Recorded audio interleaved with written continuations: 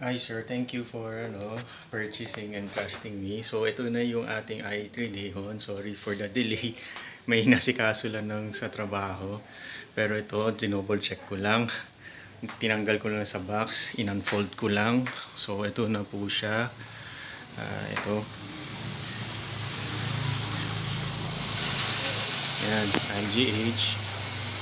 Lahat yan original, walang binago. Tapos ito na lang po. Pag-change mo na lang yung gear, may gear indicator na lang kung ano yung kailangan mong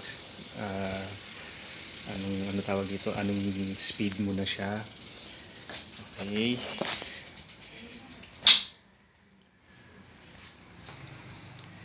Tapos ibababa ko lang, hinangin ko na, ready na gamitin ito.